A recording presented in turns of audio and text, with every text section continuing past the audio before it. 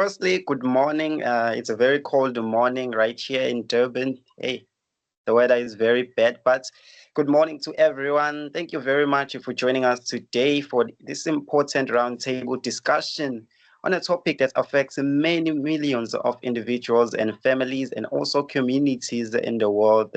The health risk and societal impacts are the things that we are going to be discussing today, but we're still going to get into that a little bit further. But alcohol, let's talk about alcohol okwamanje.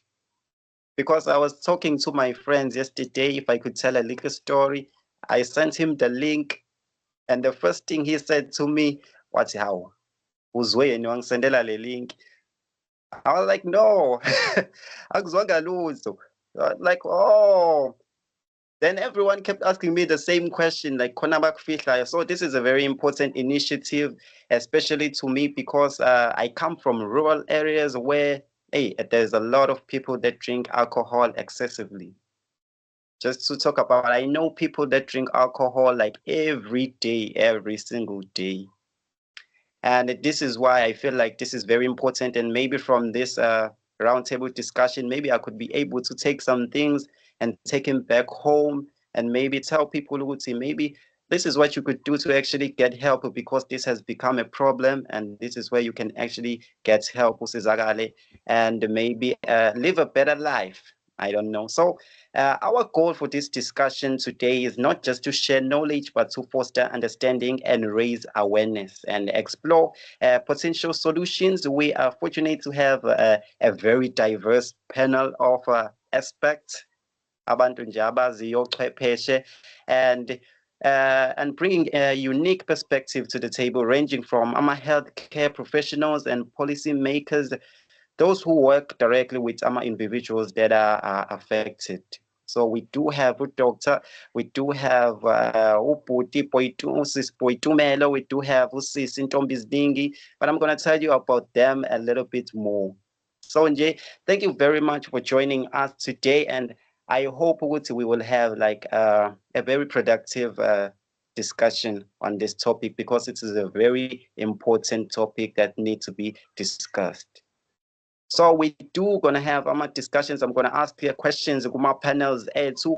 And for now, maybe for a while, we are not going to be taking questions from the audience. But as we move on along, we are going to have a Q&A where you get to ask questions and you get to be answered. Or you can write in the chat box the next, and we would just read your questions. So I hope that is clear to everyone. So and this is hosted by Dr. S Ndlovu Medical Center. So make sure ukuthi uyababheka nje everywhere.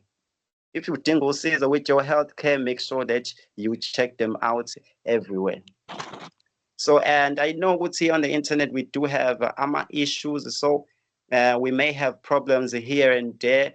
So bear with us, please. So I'm just going to tell you a little bit about one of our guests. We do have Usisi Ntombizningi Dlamini, who is a social worker, a founder and community leader, director of Ntombizningi Therapy Enterprise. So we do have her, and she's going to be sharing her knowledge with us today. Just to tell you a little bit about her, she's a dedicated social worker and a community champion with over 6 years of experience in providing counseling, advocacy, and support. She's also the founder of Nokusa Organization and director of Ntombizningi Therapy Enterprise, where they are offering private social work services, hosting impactful events to combat societal challenges like GBVF, teenage pregnancy, and also substance abuse, because alcohol is part of the substance abuse. When you abuse the alcohol, that is a substance abuse. And just to move on, Nje, we also got uyabazi doctor from Dr. S Ndlovu Medical Center. Hey, and there is a lot. I was reading his bio. Hey, it's a lot. It's a lot. So I will just tell you a little more about him. So he is recognized as a top family practitioner and over 2 decades of experience dedicated to holistic well-being of patients, based in Pound Town, uhlala-ke khona la KZN KwaZulu-Natal. He also specializes in family medicine with a deep focus on chronic disease and management. And beyond his worlds of practice, he is also a speaker who is well committed to inspiring and educating others on topics ranging from health and wellness to marriage and entrepreneurship. So Loco is just why he is here today. When we talk about Uti, he is always ready to educate people. That's what he is here for today. He's going to be telling us more about Loco as we're discussing the impacts of alcohol abuse on different things that we are going to be talking about. And we also got to Sisi Boitumelo Sieta. I hope I'm pronouncing it right. If I'm not, sorry. But it's Sisi Boitumelo Sieta. She is a financial planner that specializes in risk planning and investment portfolios at Sanlam. She is passionate about helping people achieve their financial dreams and live the life they want. She also focuses on making sure that her clients' families are taken care of when the inevitable happens. She also have noticed a gap that leaves a dependence in dire poverty states due to lack of risk planning and societies. So that is what we are going to be talking about today. We are talking to these very esteemed guests that we have, very esteemed panel that we have. So they have the knowledge. Nami, I could try and explain, but hey, my knowledge is very short, probably. But we thank you very much for joining us today, and we are about to get into the roundtable discussion. So make sure your mics stay muted if you are not speaking at that moment. And we are just going to keep the conversation flowing, and we are going to allow a Q&A session along as we continue. So before the speaker even begins to speak, I would like them to explain a little bit further because there might be things that I have missed. Maybe in just so maybe bazokwazi just to cover those things that I didn't mention so you could get a better understanding of who they are. Yes, I hope everyone is still with me. And you're gonna bear with me because I talk a lot and I'm a radio presenter, so that's what we do all day. We talk, stand in front of the mic and talk. So without wasting any more time, let's just get into the discussion. So firstly, we're going to get into Dr. Ndlovu from the Dr. S. Ndlovu Medical Center, which is the ones that are hosting this roundtable discussion today. Firstly, I would like to welcome you and greet you, especially Dr. Ndlovu, and I wish that you are having a lovely morning today. Thanks for greeting me, Mvelo.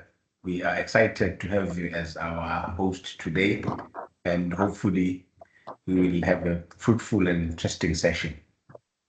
Yes, I'm hoping the same as well. So let's get into the discussion. So we are talking about understanding alcohol abuse and its impact on on society, and also the health risks that come with it.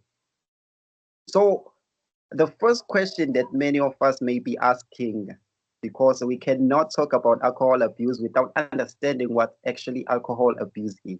So if you could enlighten us on what alcohol abuse is before we just move on further.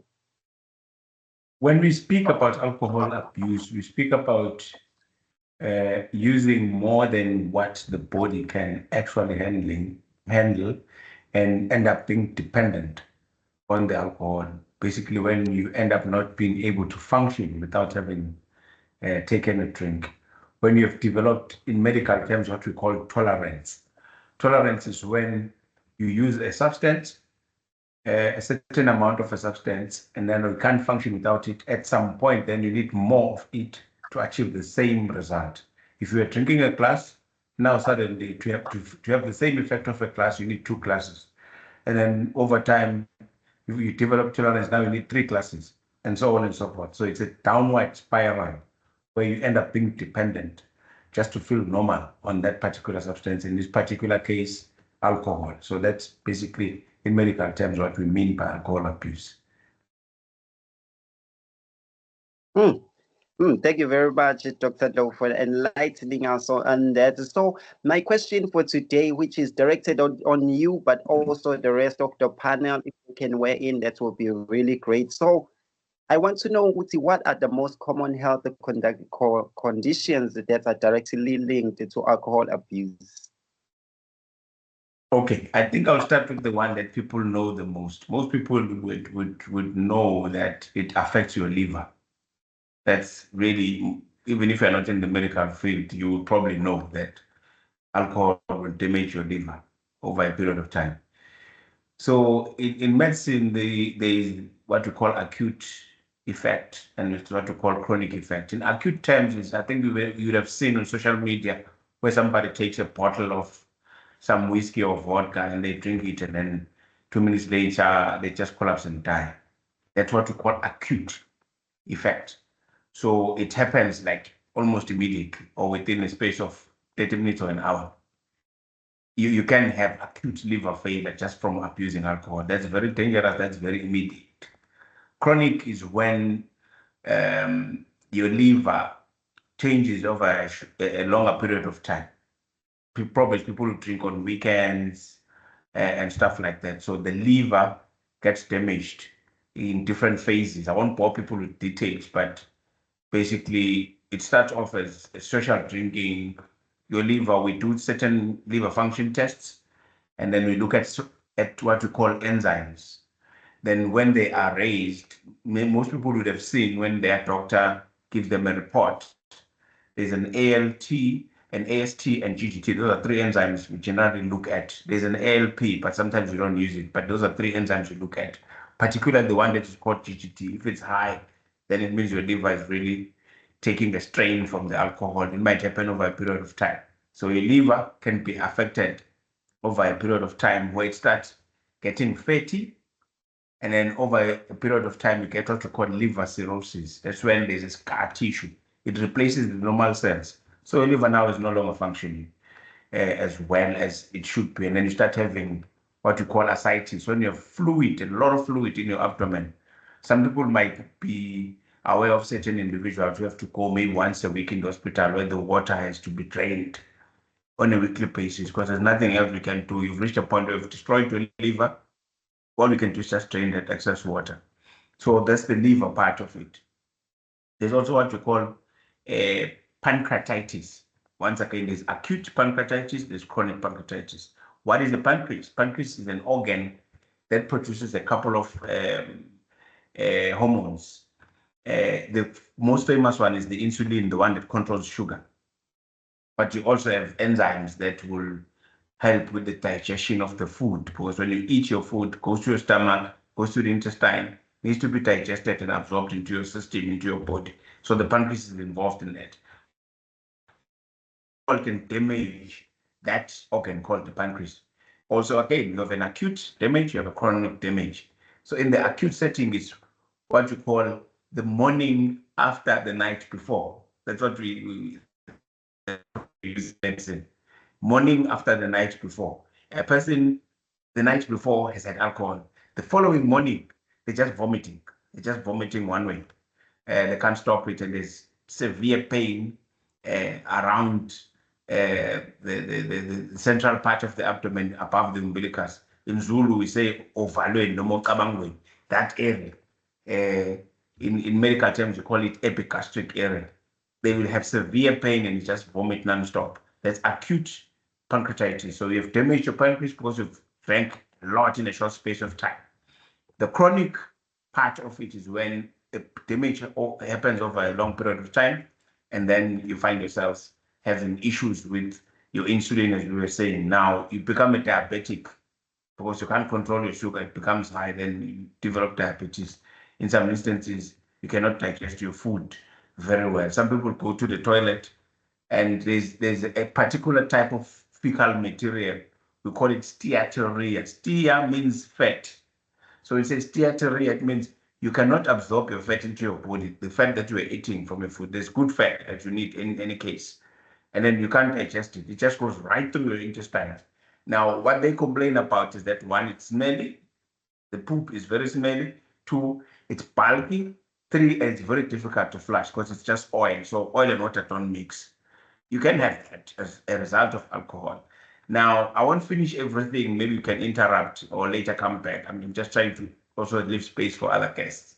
But I'm just mentioning the ones that are important. The other one is also when a person's brain, you get what you call delirium tremens at a later stage where a person cannot function without it and they start developing epilepsy. Maybe you might know of people who just develop fits, uh, just collapse and then they start, their body's shaking and everything, tongue is out, biting their tongue.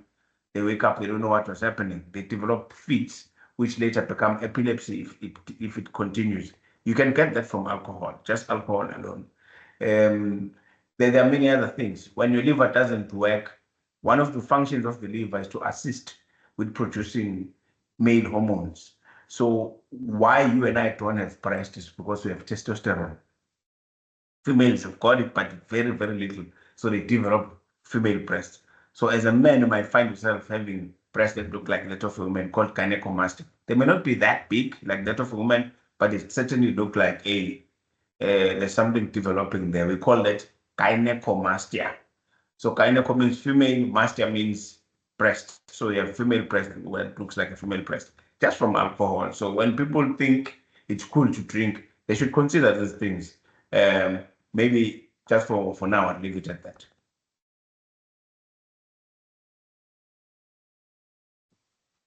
Wow, this is very informative. And I'm always intrigued about how medical people can just pronounce these words like they are nothing. Oh, like hey. It always intrigues me. So I would just get back to you. If the panelists would like to add something, I would allow it for now before we just move on. If they have anything.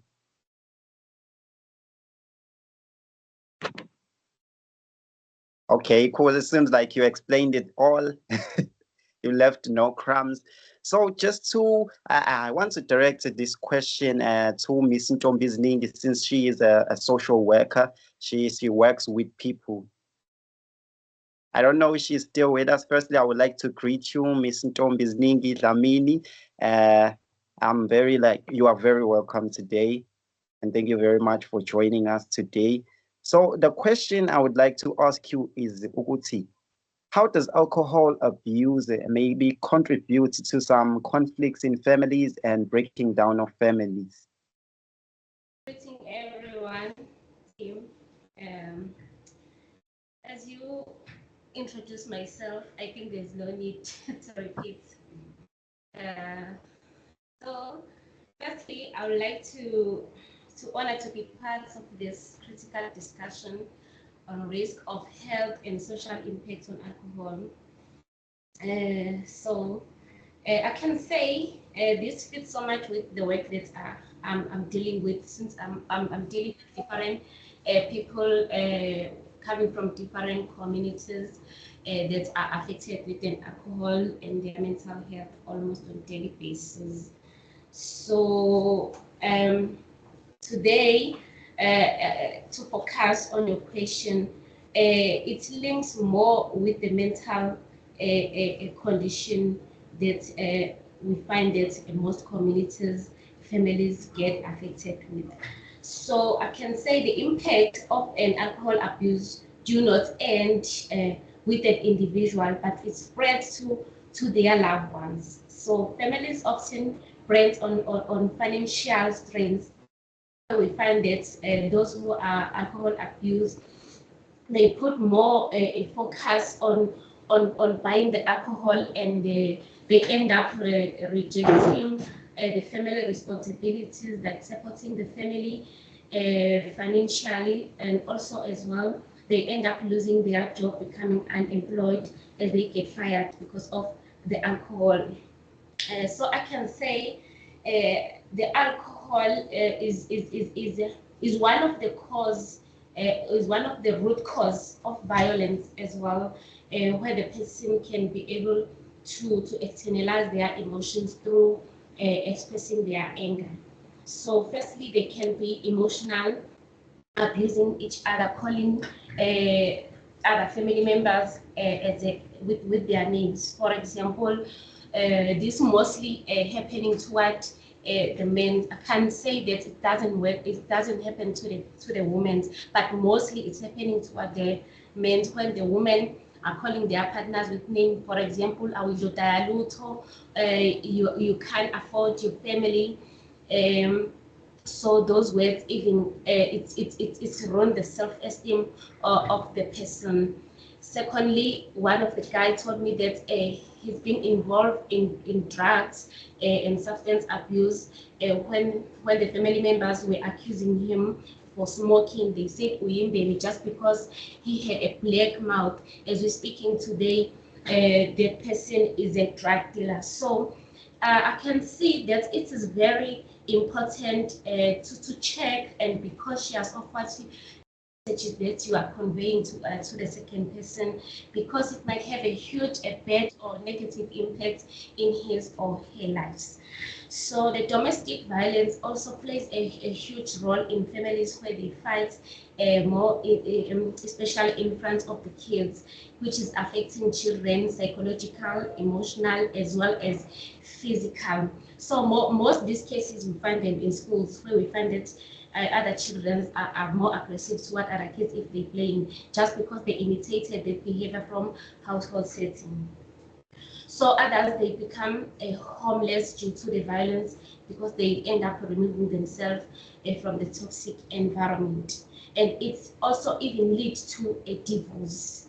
So my huge concern is that mostly it's affecting our children, in particular suffered in growing in an inconducive or in inconvenient environments, where we find that our kids are more neglected and exploited. Their parents are failing to fulfill their responsibilities as parents toward them. For example, they leave them unattended or unsupervised to party or to go to the taverns, which puts the risk of the children to become any injury and being raped. So as well, exploitation.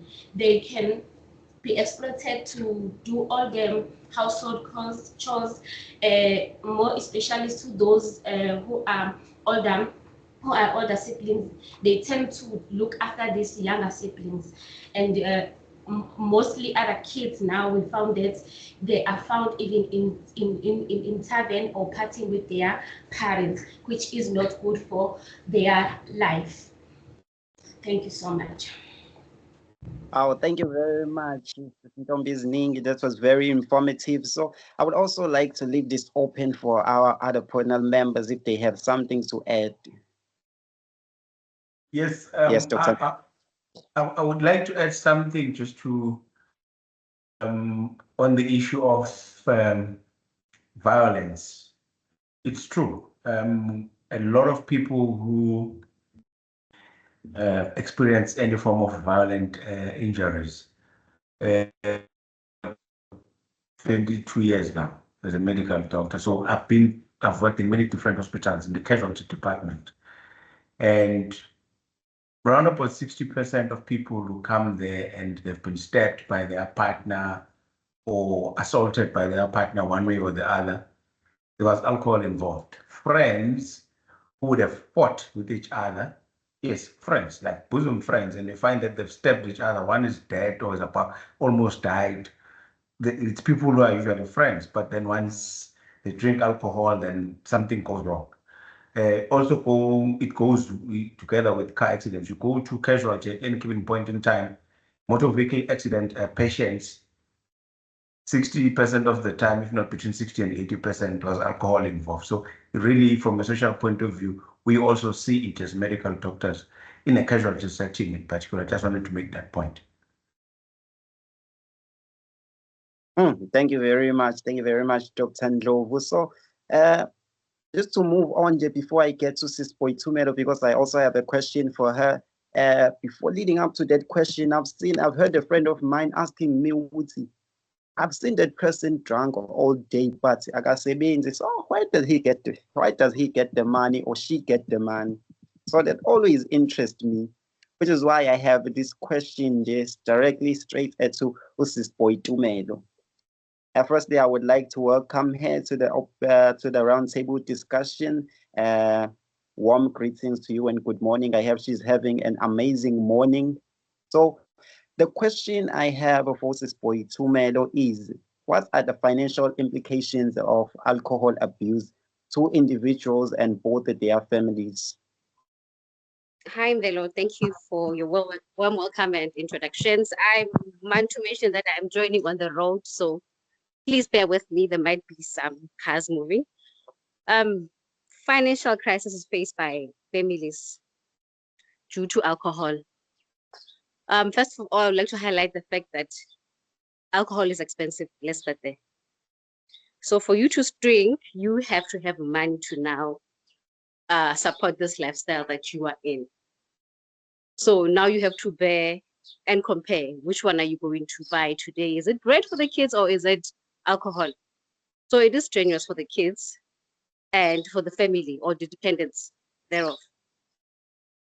And also, you are not planning for the future if you are drinking more than you should be drinking. This means in forms of maybe saving money or investing or any other plan that you should be on or have as a functioning human being with financial capabilities. I think I've covered your question. I don't know if I have. Open to your question. Thank you very much, Mrs. Poitumelo. So I'm also opening this for discussion, if there are any comments.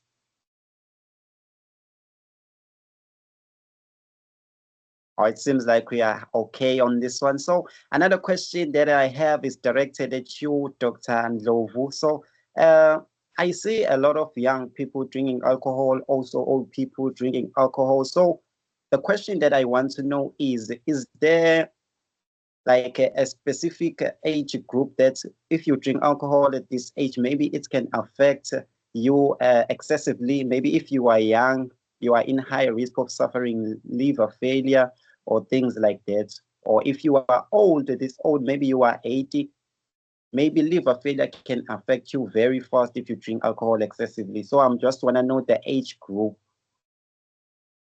Okay. Basically, obviously, the younger you are, the quicker you could be affected. If you are less than 18, there's a reason. It's not just legal, it's also physically, your body is not going to have very well if you are a young child, just in your teens. As much as you've got a body that recovers quickly, but there are certain areas in your body not ready for alcohol. And then obviously, the older you get, your body doesn't recover very well. I mean, it's been beaten by a lot of things in any case. It doesn't function as well as it was in a younger age, even if you don't have diseases. And the additional fact is that most people, for instance, above the age of 60, have got one form of chronic condition or the other.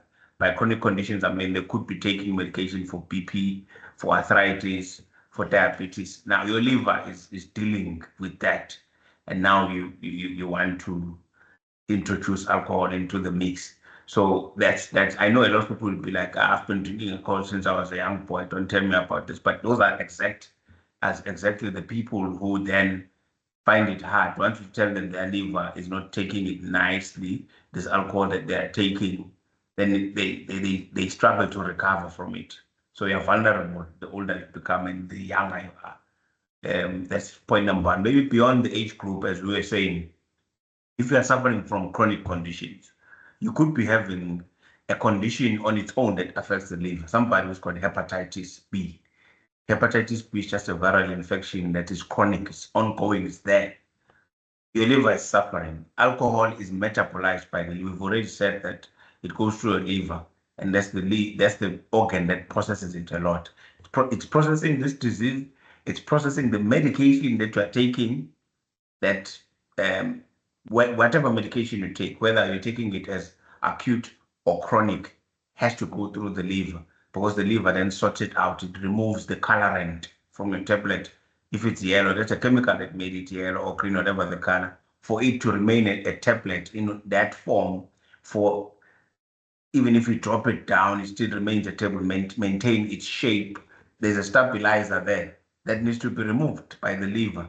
And then there's also that you have preservative that will make, for instance, your tablet and be, in good condition for 2 years, because something is preserving it. That preservative is a chemical. It needs to be removed by the liver. Then the fourth component is an active. When you say an active in a tablet, you're talking about that chemical for which you took the tablet for. If it's something that is responsible for relieving you from pain, for instance, it's paracetamol. It's the paracetamol that now needs to be activated by liver and then released to the rest of your body. So you can see the liver there has to do quite a lot. And you are going to introduce alcohol on top of what I've just mentioned. So those are groups that are at risk of having more damage in an already stressed liver. Oh, thank you very much, Dr. Ndlovu. I am seeing a hand from Mrs. Poitumelo. Yes, you can speak. Okay, thank you so much. I wanted to tap into the conversation that Dr. Ndlovu is laying out about chronic diseases.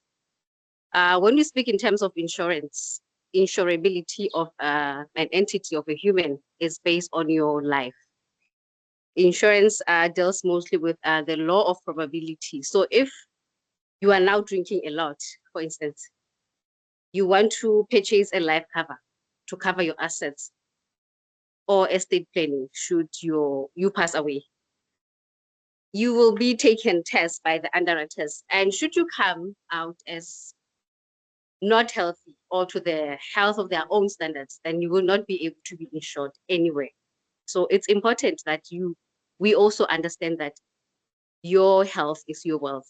You take care of your life so that your life can take care of you. Cliche, but yeah, thank you. Oh, thank you very much, Mrs. Poitumelo. I was about to ask you a question that was directly related to insurances and all that, but thank you for clearing it out. So I do also have a question for Usisi Ntombizinimbi. So I want to ask this question based on our health and societal and mental health. So I want to know, how does the social norms and stigmas around alcohol use influence the way communities address the problem? Because I've seen a lot of as a teenager, I've seen a lot of my friends just drinking in front of their families, which means like it's something that is accepted. It doesn't matter if you are 14 or what age. So I want to know, how much are the communities doing in order to prevent these things from happening?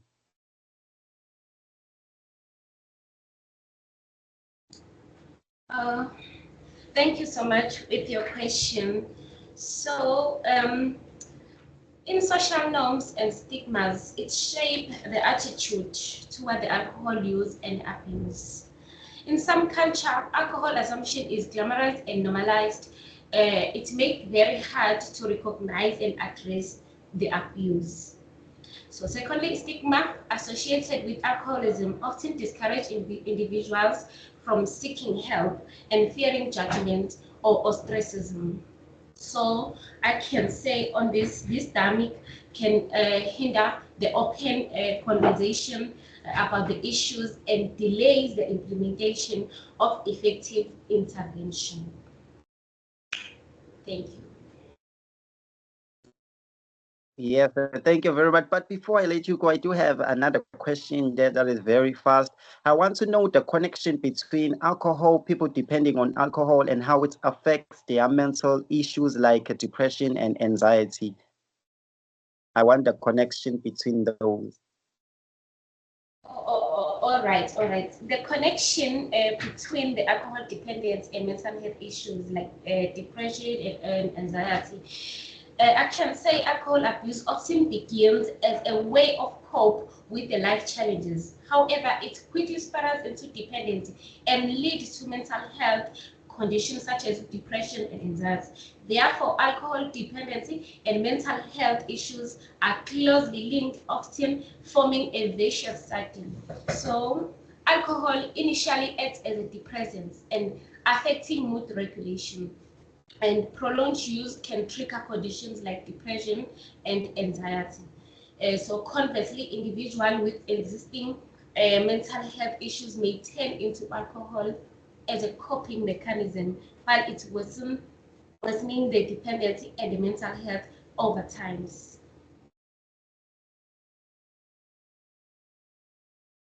Thank you very much. Yes, it's Ntombi Ziningi. So I'm opening this up for discussion also. If our panelists have something to add. Yes, thank you, Dr. Ndlovu. Yes. On that issue, as I said, there were some health issues that I left because I didn't want to speak as though I'm the only guest. She touched on psychiatric problems. There are neurological problems that come with alcohol. Alcohol, in terms of drugs, alcohol we classify medically as a drug, by the way. So there are different kinds of drugs. We've got drugs that are considered to be stimulants. There are drugs that are considered to be suppressants. Alcohol falls under the suppressants. So when it suppresses, it kind of depresses the mood because people would say they are happy when they drink alcohol, but over a long period of time, then that's why they are susceptible to depression. Because in truth, it's not a stimulant; it's a suppressant. It suppresses your nervous system. So it creates that lack of awareness of your problems, and it's the false state of happiness, not real happiness. It's just because you're not aware of your problems, you think you're happy. So other things that it does to your brain, it can actually cause your brain size to shrink. We've done scans of people who have used alcohol for a long period of time compared to those who have never touched alcohol. Over a period of time, even comparing their own scans, we've had a brain scan when you were a social drinker, and then there's a brain scan when you've become an alcoholic. They compared to the same person, the brain size has definitely shrunk. That has its own effect. One of them being the depression we were talking about, the anxiety. It messes up your memory, and sometimes you speak to some real true alcoholics, you can see the sense of reality is gone. It's like it's psychotic. It is living in its own world because the ability to reason has diminished so much. So a lot of things that people think are good about alcohol, maybe for that period of time, but in the long run, they should really consider the consequences of using alcohol. Even though the other thing I normally say to my patients is that you might think people would say I drink only on weekends, but let's do the maths here. A weekend for most people is Friday, Saturday, Sunday. How many days do you have in a week? There are 7 days. Out of 7 days, you drink 3. That's almost 45% of the week you are drunk or you drink alcohol. They don't see it that way. To them, it's like, only on weekend. But you're talking 3 days. In some instances, they start on Thursday. It pulls at Thursday. So it means in some weeks, they drink 4 out of 7 days in a week. So there's a lot of things that is pushing people towards alcoholism without them being aware. But back on the health issues, it also can affect your heart. A lot of people have got heart failure. It can affect the muscles of your heart, can weaken the muscles of your heart, yourself having an issue with the heart that is failing. You have heart failure, a heart that doesn't pump blood as well as it should. And you have all sorts of problems where your body gets swollen, you've got legs, you can't breathe properly, your bed has to be propped up at night because you're struggling to breathe, you are always tired and all of that because of heart failure. So heart failure can be as a result of alcohol abuse. Thank you. I think before we move on, I would like to allow our guests to ask questions. So I'm allowing a Q&A session. So if you have a question, you can just raise your hand, or if I don't see your hand, you can just open your mic and ask a question. So I'm opening like a Q&A session. So if people have questions that they have for our panelists, they can ask them now. Like you can raise your, yes, I see Siyalungi, you can open your mic. Hi, everyone. I hope everyone is well. I don't necessarily have a question, and it's good to see Dr. Ndlovu is here, and hi to everyone else. I was on another webinar with Mr. Dr. Ndlovu, actually. I don't know if he remembers me. but we were on another do. webinar. Oh, thank goodness. I Yeah, do. you see too many patients, so at least you remember me. It's good. Hope to see you on more.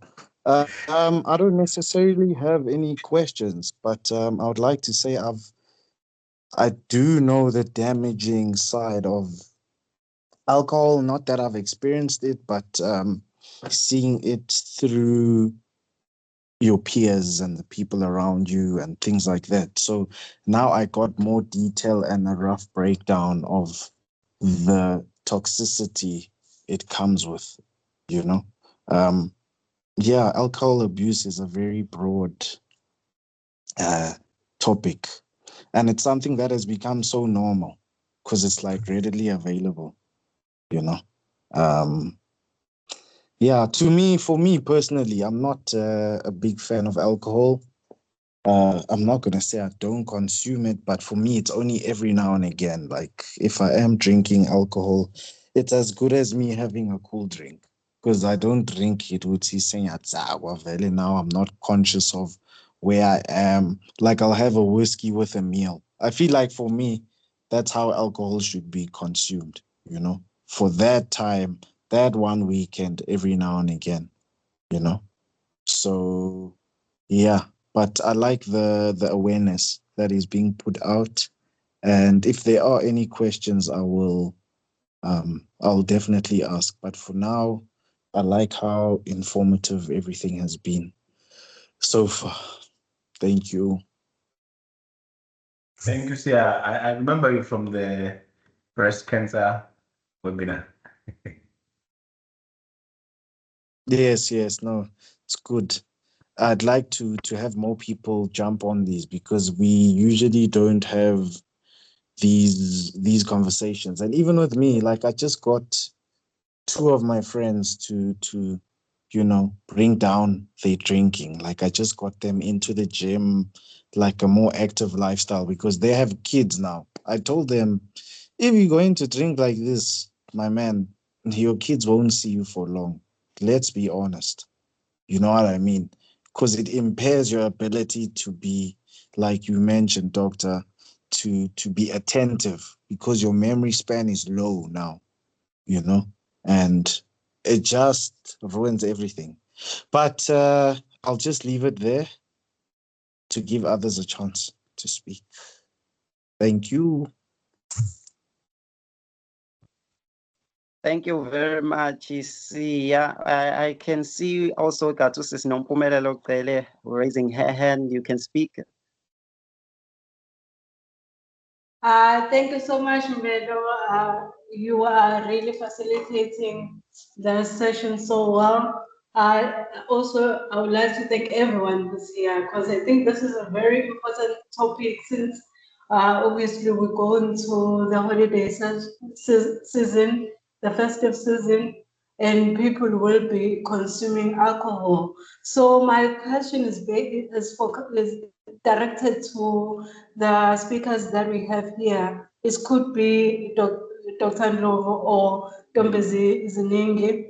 I just want to find out at what point can someone really say now they have reached the level of alcohol abuse. I know some of the people will say, I only drink in December. I only drink once in a year in December, but then you'll find that in that December, like they drink Monday to Monday and, they drink a lot. So I just need to understand at what point can you say someone is really abusing alcohol? Thank you. Thank you very much for that question. The question is up. So I can see Sisintombi is Ningi. Maybe you are taking this question. You can unmute your mic. Ma'am, I can hear your question since you need a stage when you can say this person is abusing alcohol.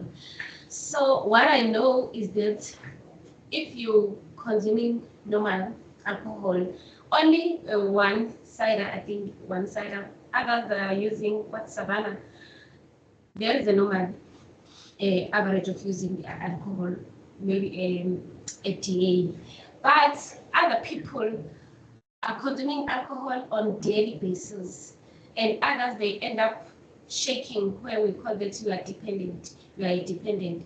If you are not consuming alcohol on the day, if you've not used alcohol, then you are shaking. So for that, in order to cure that situation, they need to take alcohol, then they become normal. So they can't even share jokes without taking alcohol. So that is where we can say this is not normal and you've reached the stage of abusing an alcohol. Thank you so much. Thank you very much, Sis Ntombi Ziningi. Do you have something to add to Dr. Ndlovu? Yes. I know there's another hand that is being raised, but I just wanted to add something quickly on the question that Mpume has asked. I would like to separate alcohol abuse from alcoholism. If you're an alcoholic, it's what Usis Ntombi was describing right now, that you can't function without it. You need to drink it almost on a daily basis. Or every other day, like on alternate days, you just need to. For you to function, you need alcohol. That's alcoholism. But alcohol abuse can happen, as you was describing. Somebody is very disciplined. They only drink when there's a function, that means maybe once in 3 months, or they drink during the Easter and they will drink again maybe in December. But when they do, they drink a lot. That is abuse, because that is what I was saying, that could damage your liver. You can drink it once and then liver with one drink. So you may not be an alcoholic in a sense that you're drinking alcohol every day. You can function without it. You don't feel the need to drink it regularly. But when you do, you drink it a lot. I just wanted to clarify that point. Yeah, so thank you very much, Dr. Ndlovu. I hope your question is answered clearly, Sis Mpume. Thank you. Yes, it was answered. My question was well answered. I am satisfied with the speaker's responses. Let me also say that in our chat box, I have shared the links to the social media pages for Dr. S. Ndlovu Medical Center. You can just click through those links and follow Dr. S. Ndlovu Medical Center on Facebook, Instagram, and subscribe on our YouTube channel. Thank you. Yes, thank you very much, Sis Mpume. I can also see there are 2 hands. I'm gonna start with Simon. You can unmute your mic. Thank you, and greetings to the panelists and everyone in the channel. Just to ask here, I think maybe it's more to the doctor.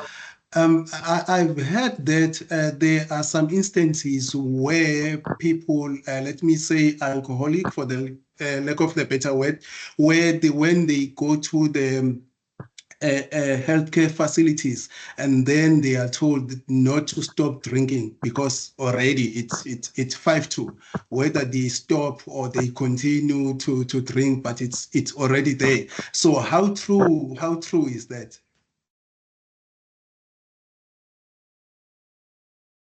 I can answer that question. It is true, but there are very, very few cases where that happens. And people like to joke about this. That's why I'm smiling, because people like to take it so lightly or make it sound like it's a very common thing. It's not common. It's when a person gets what we call delirium tremens. That's the medical term we use, delirium tremens, where even if we give you medication, we cannot heal your liver. And if you don't take alcohol, you'll have fits. Even if we give you epileptic medication, your liver cannot deal with it because it's destroyed. So your medication to stop the fits is not going to work because the processes that I described earlier that occur in the liver when you take medication can no longer occur because your liver is destroyed. So really the choice there is just to treat you with the symptoms that you have. And yes, I've been in situations where there was a patient who was losing his mind. We were working at Eddington Hospital. I was still an intern back in 2003. We tried every injection, it didn't work. We tried this, we tried that, and this family asked if they could just sneak in a bottle of whiskey, he'll be fine. Because he was violent, becoming violent, was hitting everyone. I think we were about 4 security guys, but still, you know, you could tell they're struggling. He was not even that big of a person, but he wanted his drink. And his liver was gone. We had done all the tests. And we said, okay, fine, give him the drink. And it took, I think, almost a quarter of what you call a nip. And the guy was calm after that. And we had tried everything, it didn't work. So yes, you do get such cases, but it's not that common as people make it sound as, and it's not a good thing to find yourself in that situation. It's not what we want for our patients.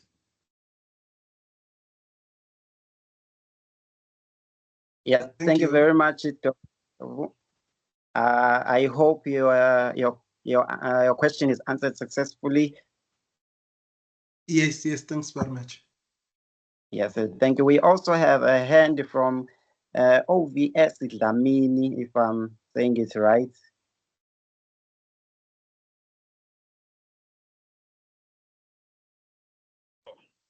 Thanks, Vele. Am I audible? Yes, you are audible. Yes. Just a quick one. I'm not sure if it was covered. I came in a bit late, but is there help for such, as in for abusers of alcohol? Besides the ones that we do know about, there are people about that abuse alcohol, but don't really. It has not descended, or they don't really understand that they are actually abusing alcohol. You can actually see the symptoms that you're describing, affecting themselves, affecting their families, affecting work. We have solutions, or do we have help for such? Thank you.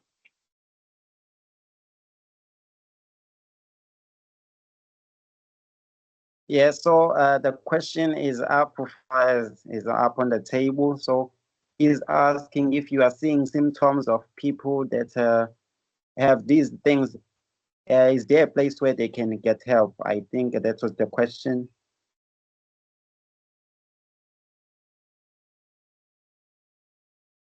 I think Sister will be probably the best placed person to attend to that, even though I have from a medical point. Maybe I should start and say, depending how far the damage to the liver is, there is a reversible damage. This is why we always say people should go and check with their doctors how the liver is, because there's a point at which it's actually reversible. I've got a few patients that I deal with in terms of reversing the liver damage, and obviously advising them to cut down on what they drink. And you can tell that they were beginning to lose it. And they come back and they are grateful when we show them the results, because we take the blood test, we start the treatment, we show them, we take another blood test, maybe after 2 or 3 sessions of that treatment, and then they can see for themselves the improvement. Yes, I do see the such, but maybe Mrs. Ntombi can add more. I think she's more suitable for that.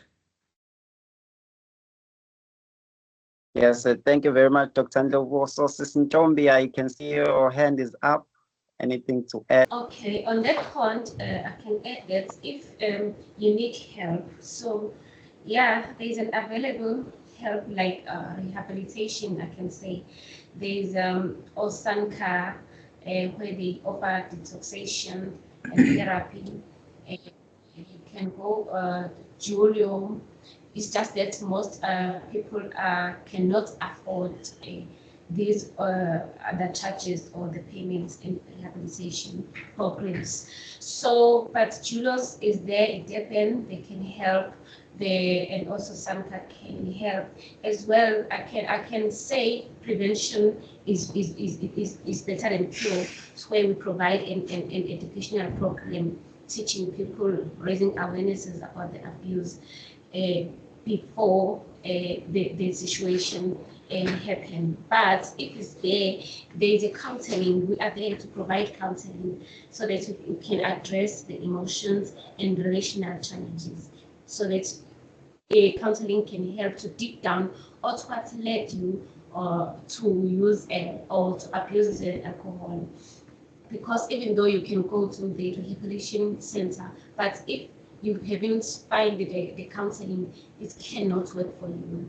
So as well, you have to join the support group, alcohol anonymous AAs that provide peer encouragement and accountability, where the people can share their experiences about alcohol abuse, so that you can find even the coping mechanism.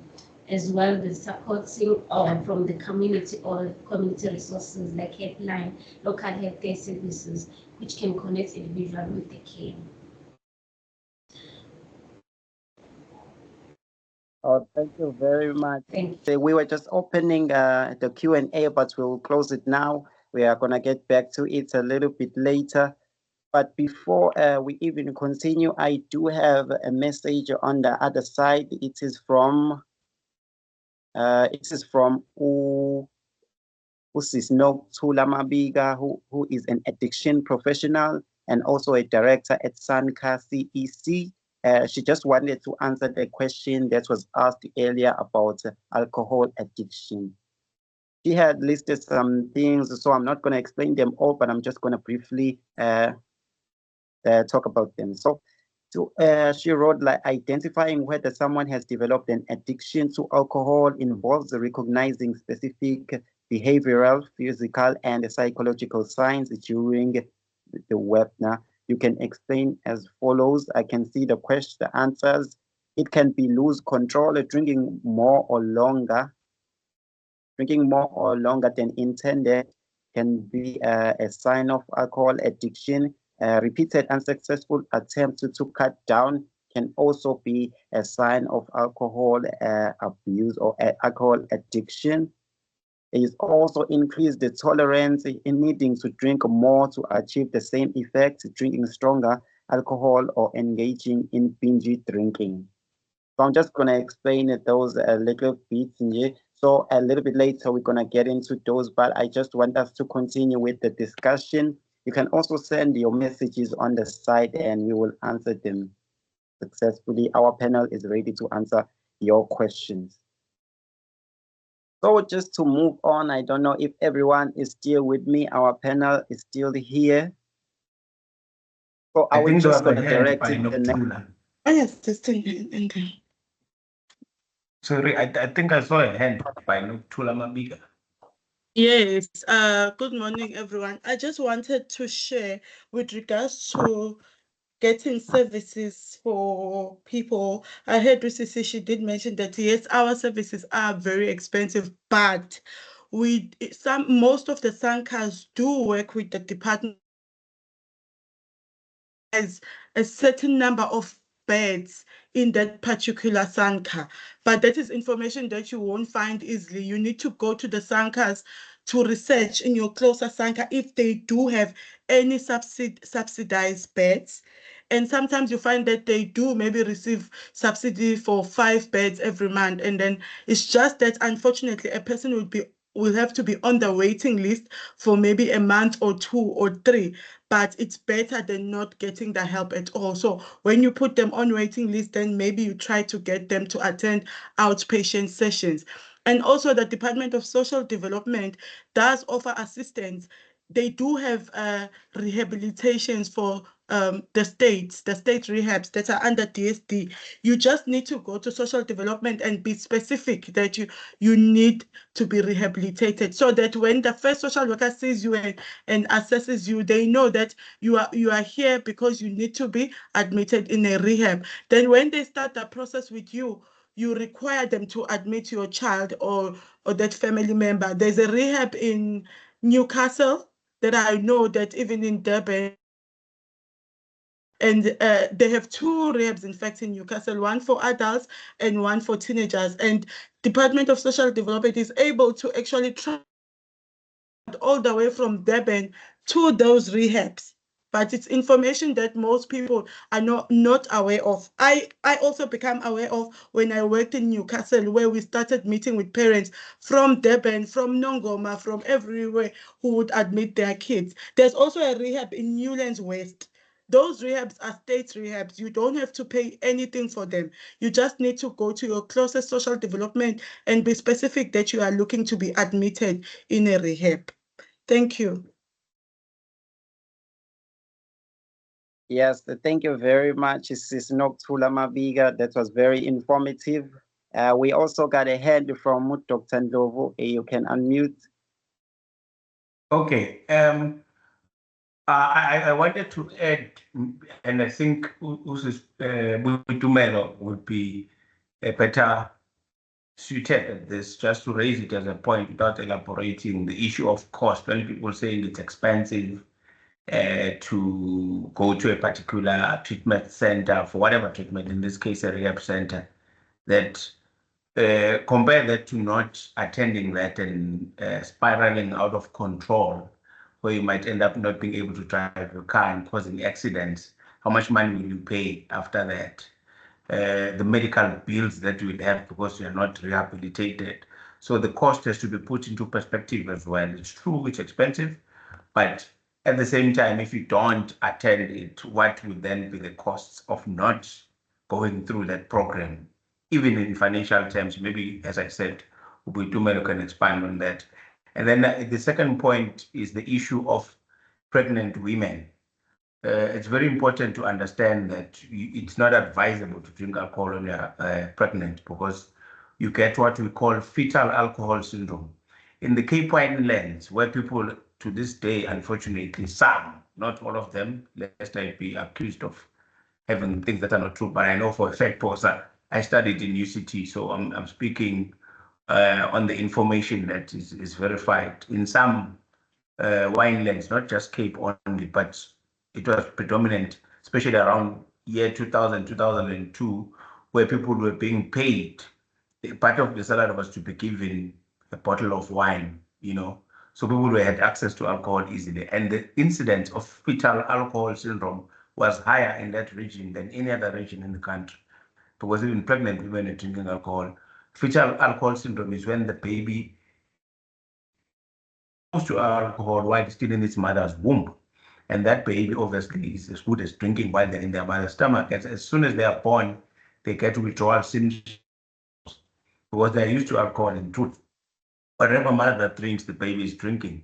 So you do find babies that they struggle at school, they've got, they get depressed easily, they're anxious. All these things we're counting with adults, they experience them as kids.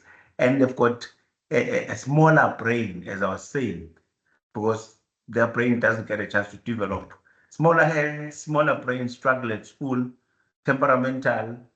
It's one of those things that you can get from abusing alcohol. Thank you. Thank you very much, Dr. Ndlovu. I also see a hand from Mrs. Ntombi Ziningi Dlamini. You can unmute. Thank you. I just wanted to add on other rehabilitation that I forgot to mention here. Most people are not familiar with it, but some of my clients has recommended it's very useful and helpful for them. It's there at Hammersdale called Gogo Ubiyela. They admit you for only 6 weeks, 6 weeks. Then your process will be done. So they recommended them a lot. As well, to those who can afford, ICASO is there to help, but as well, they also refer, if it's too much for them, they also refer to Julo, because Julo is a standard of helping those who are experiencing drug and substance abuse. Thank you so much to Sis Nokuthula for adding another information regarding rehabilitation center. Thank you so much. Yes, thank you very much. Sis Boitumelo, anything to add on that? So this is your field. Hi, Velo. Thank you. I think a rounding off point that I can highlight towards finances. is how it is important to plan for the future. And if we are going to now look at both topics, the one of alcoholism and money, I don't think it creates enough room for both to coexist. On the other hand, your health is deteriorating, you're drinking, and your finances also are not shaping up. So planning for the future means you are saving money. Should anything happen to you, you get into an accident, maybe your medical aid cannot cover you anymore, but you have a savings plan there that's existing already that will be able to now mitigate for you should you be in a position where now you don't have any liquid cash accessible.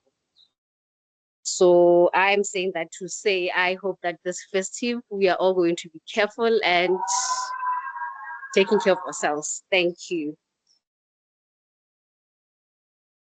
Thank you very much, Sis Boitumelo. So just to continue with our discussion, I wanted to look at AMA health risk once again, directed to you, Dr. Ndlovu. So I want to know how can regular health checkups help in identifying and addressing the early signs of alcohol-related diseases?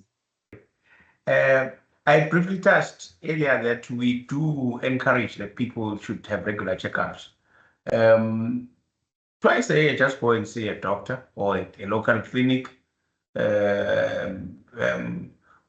where they would request them to check. You know, be specific that just regular check.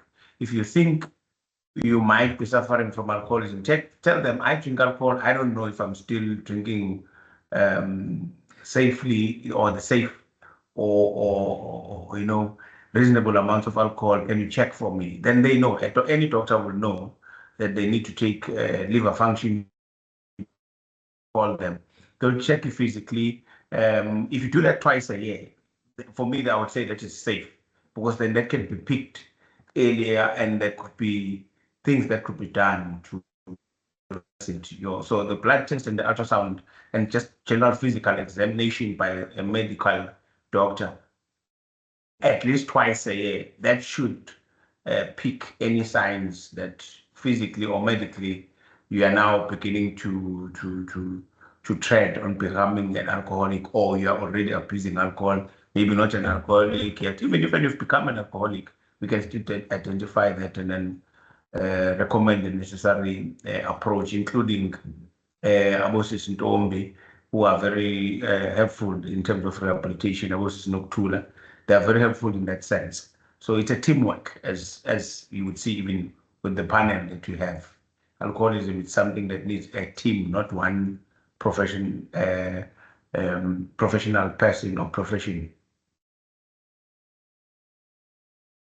Yes, thank you very much. Speaking of a team, I want us to speak on the structures Abantu that supports us.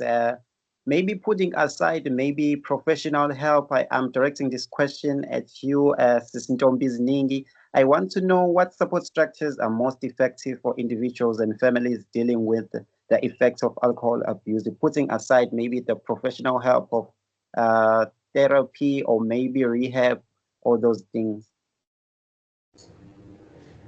Oh, okay. So I think on that question, I jumped further on the previous question because I've touched on these things like the structures. For example, I said education programs are more useful, where we say prevention is better than cure, teaching, raising awarenesses. So those are the supporting structures. So as well, counseling services where we address the emotions and the relational challenges. This help to dig down to find out the underlying issue, because we can say we are helping that person according the alcohol abuse while there's an underlying issue as they are using alcohol as a coping mechanism to their challenges. So then we can move forward then to the rehabilitation programs if we see that there's no change and this person is at the stage of rehab. So where they can offer him or her with the detoxation and the therapy.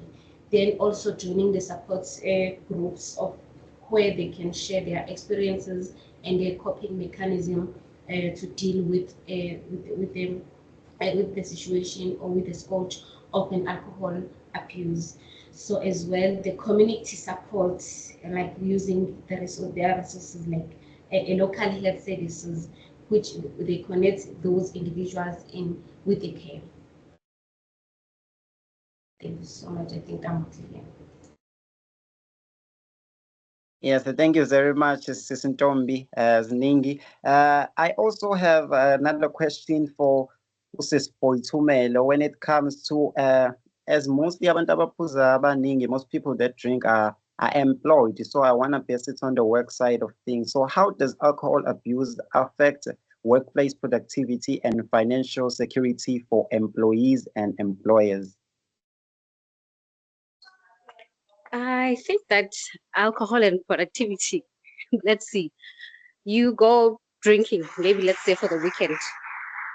On Monday, you show up, you are tired, and assumably there's no production that you're going to be able to produce for the day. And then maybe you might need even 2 days to recover.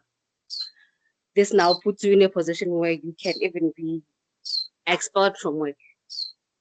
And this now drives down to the point that without work, you don't have any finances or survival thereof.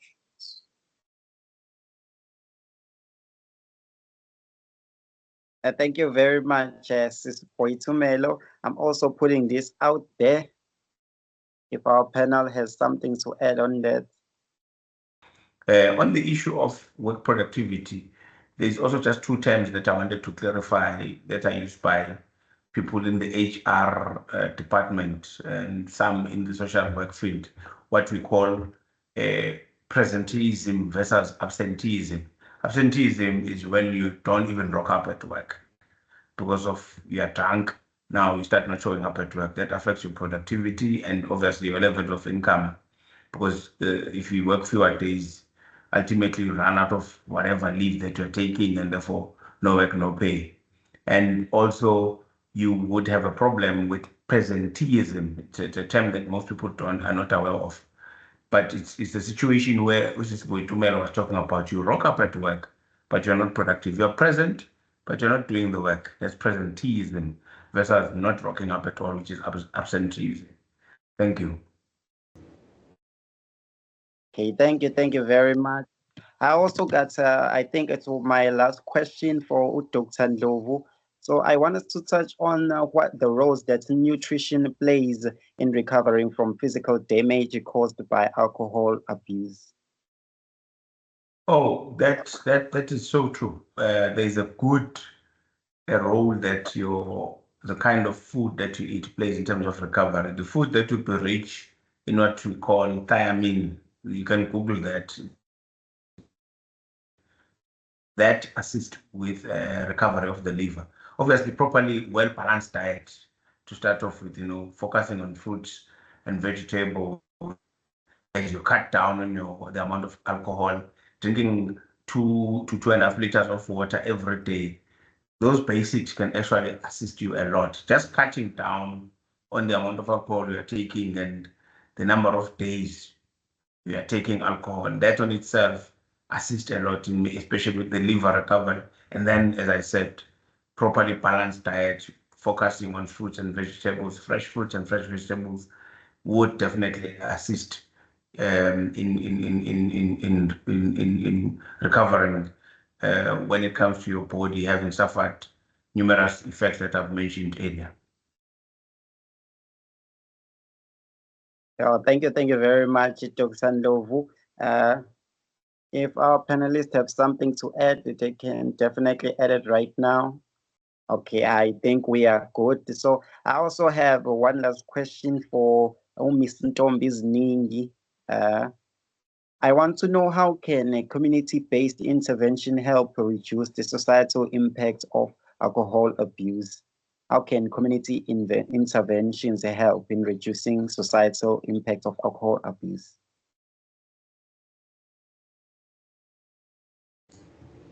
Oh, thank you with the question. Firstly, I can say organizing workshops where we can highlight the risk of alcohol abuse, can help the community or the society at large. Also, to create a safe space for individuals or for the community so that they can feel free in order to be able to express their experiences or their emotions.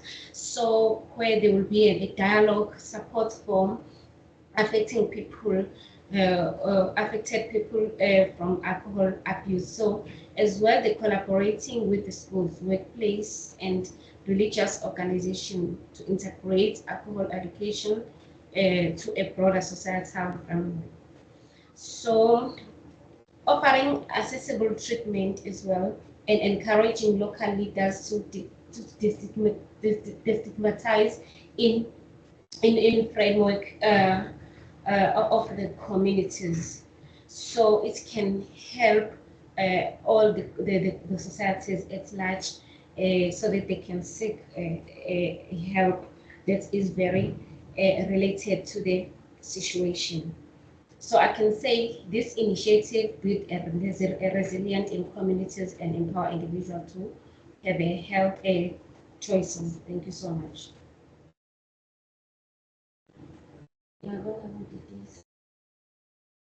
Thank you very much, Sis Ntombizi Ningi. I also have a question for Usis Boitumelo. So just touching on, so someone has been abusing alcohol and now they are recovering. Maybe they have gotten help and now they are recovering, they are getting back to living their life. I want to know what practical advice would you give someone who is planning their finances while recovering from alcohol abuse? I think first of all, it would be to be realistic with your finances. Where are you financially? Which obligations are you able to meet every month? And then chit and bit up until you get to where you are able to put a lot of money away. But I think essentially it's just putting away the proceeds that you get left after paying for your obligations and sticking to the routine until you are to a point where now you know that you are financially stable. It's a lot of work that would need to have you committing to it.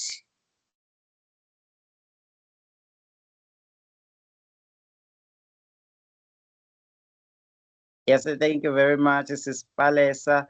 So right now I'm just gonna open again the Q&A session so people externally can ask questions or maybe they can add something. Yes, Ms. Nompumelelo, you can ask. Okay, let me say that thank you so much. This was such an informative session. Like, I've learned a lot. You know, I'm also getting feedback from the attendees who have joined the session that this is such an insightful session. So we've learned a lot from all sides, from the medical side, from the social impact side, and also the financial implications of alcohol abuse. So I just want to say thank you to everyone who got involved in this webinar. And let me just allow the attendees that they can actually engage with us in this webinar. This is their webinar. We've hosted it for them. So please use the chat box.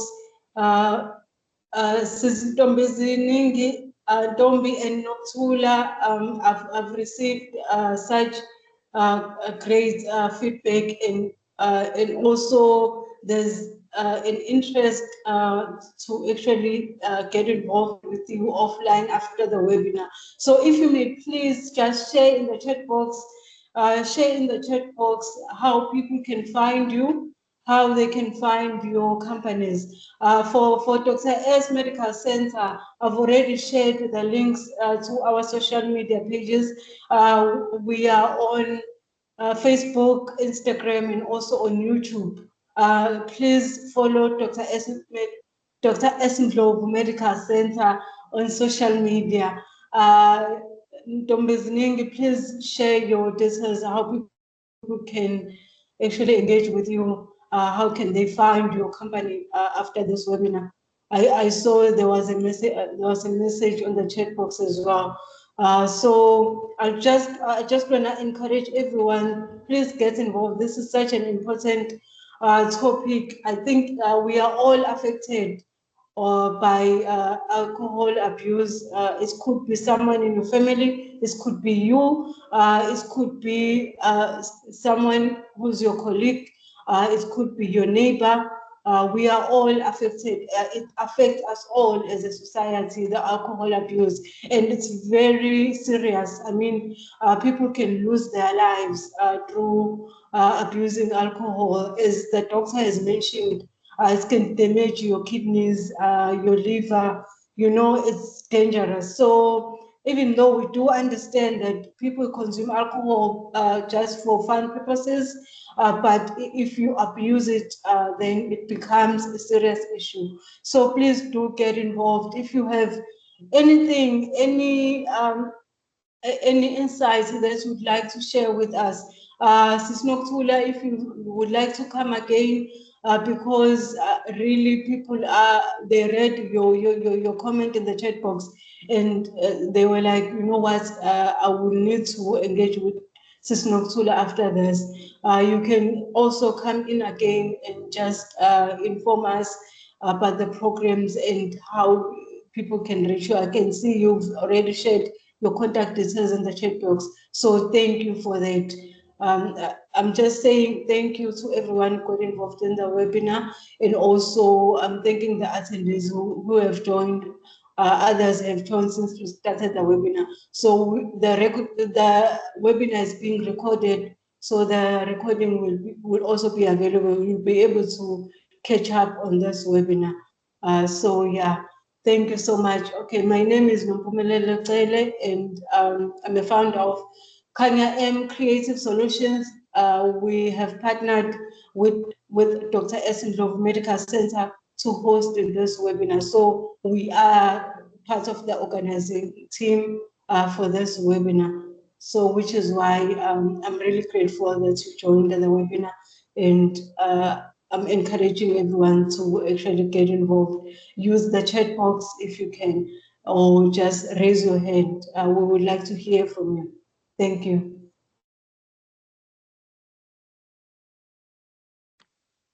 Thank you very much, Sis Nompumelelo. So myself, I am not a drinker. I don't even touch alcohol, so I don't understand a lot of things about alcohol, which is why maybe my question, I don't know who may be able to answer it. So I want to know, because I've seen people drink alcohol and they remain the same person. And then I've seen people drink alcohol and they totally change and they become a different person. So I want to know what causes that. I don't know who may answer my question. We do have a hand. This is Nokuthula. Okay, Bodenveld. So when we look at addiction, there are different factors that contribute to a person becoming an addict. It's not just ukuthi if I drink alcohol and you drink alcohol, we will both become addicts. So maybe the first thing that we look at would be genetics. So I think udokotela will agree with me that khona ama chronic diseases that if in the past in my family someone had them, I'm more prone or at risk of developing the same disease as a child who was born from that family with their genes. So unfortunately, with addiction, it's a similar thing. So if there is a family member in the past who's been an alcoholic or an addict, it increases my risks of becoming an addict also. I always make an example of myself. In my family, our grandfather was an alcoholic. So we have a lot of ubaba omncane, ubaba omkhulu who drank, and we could see it evident with them ukuthi we do have an addictive personality. So it's not just with alcohol that you can see that you have an addictive personality. Like myself, as uNokuthula, when I do something, ngiyayenzisisa. Even if it's something good, personality enehaba mangenza into. If I start drinking Coke, I can't stop myself. So that is a sign already that I do have a character of a addictive personality that mangase mina aluphuza utshwala. With that personality engiyithole as a gene from my family already, I might become an addict because it's something that I come with. I was born with that gene yokuthi mangenza into, I want to perfect it. That's the first factor. And also, abanye abantu, they become addicts because I'm born as a shy person. Now I struggle to socialize with people, and then I feel like, okay, ukuze ngikwazi ukusocialize, I need to use. Mangiphuzile, I'm friendly, I'm bubbly. Then they start doing that a lot. Yabon. And so, in other words, they are using it to cope with being shy in order to be able to mingle with other people. Abanye abantu, they are born with anxieties, abangawa understand, or depression. And in order to cope with that anxiety, they self-medicate with either alcohol or dagga. If you can just observe a majority of people who are using dagga, there's some sort of anxiety abanayo, whether it's with their weight or their socializing skills, and they use dagga to calm themselves and to self-medicate. Another social factor that we look at is the environment. Where are you coming from? There's this thing, Yoguti, birds of the same feather flock together. So the more I spend time, no babundlov, and Ubabundlovu drinks. He's my best friend. I mean, I don't drink, but he is my circle. I might end up trying it because everyone around me is doing it. So the environment also plays a role to say this person might become an addict or not. And then the third one is that at what age do you start using? If you go to rehabs, most of the people who are addicts or are admitted in rehabs are people who started using substances before the age of 25.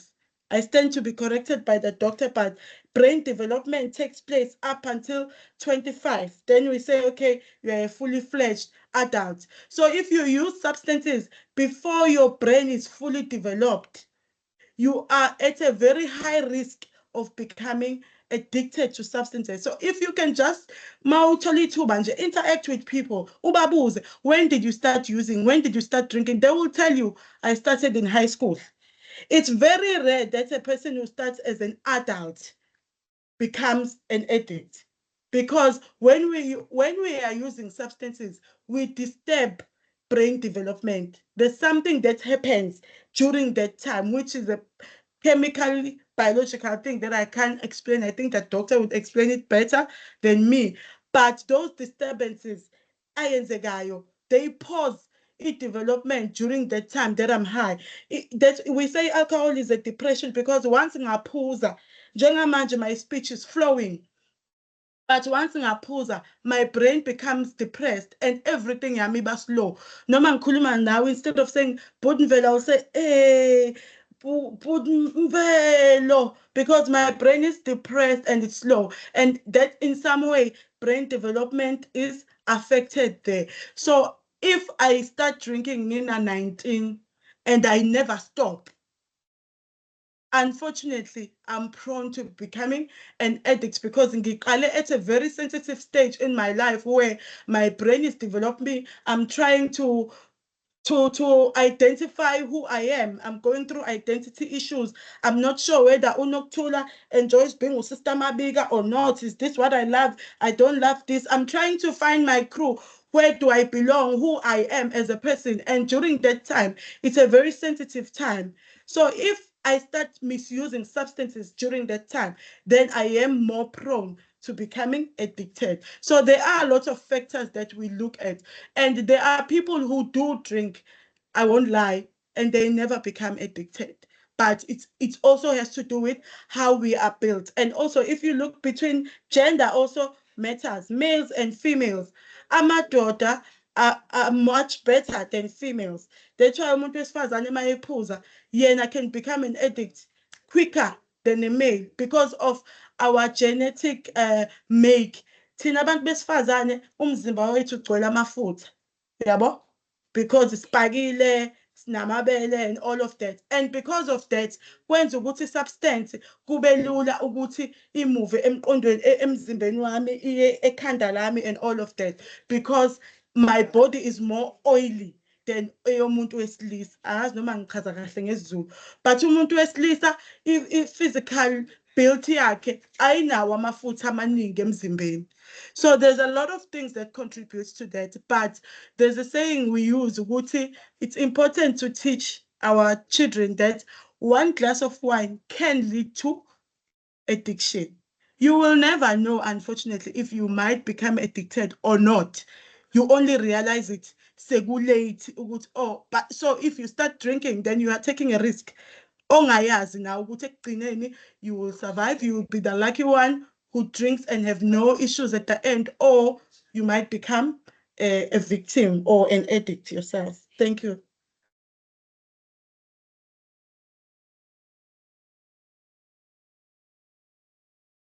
Thank you very much, Sis Nokuthula. That was very informative. Hey, I've learned a lot.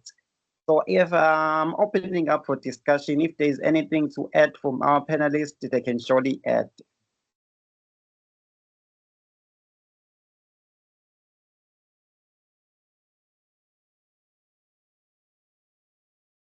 If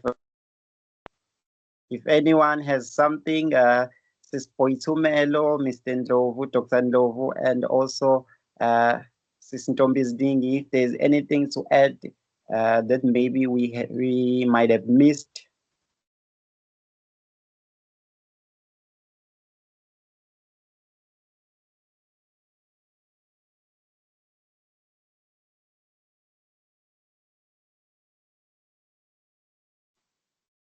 Okay, I think we've covered it all.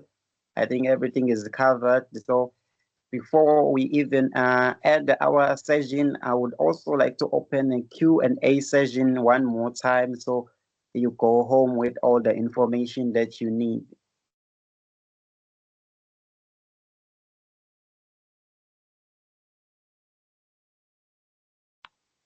If anyone has a question or something to add.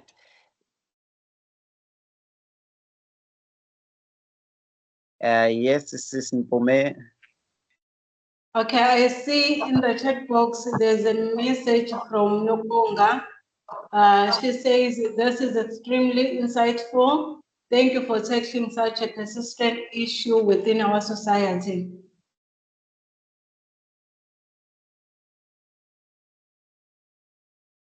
Wow, thank you very much. That is, we appreciate that. We are glad that this is helpful, and we hope there will be more even in the future. So I'm opening one more time before we leave. If anyone has any question or something to add, the floor is open.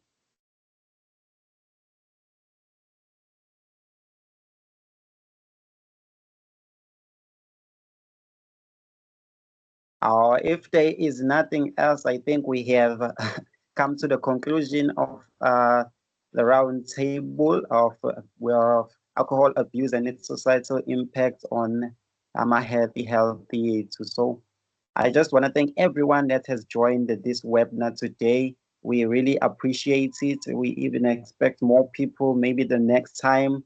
And thank you very much to Dr. Ndlovu and the Medical Center. We also thank Sis Poitumelo. We also thank Sis Ntombizidingi. We also thank Sis Nokuthula for sharing. Thank you very much. Yeah, so if we have also nothing to add, we can we can just leave the meeting. Thank you very much.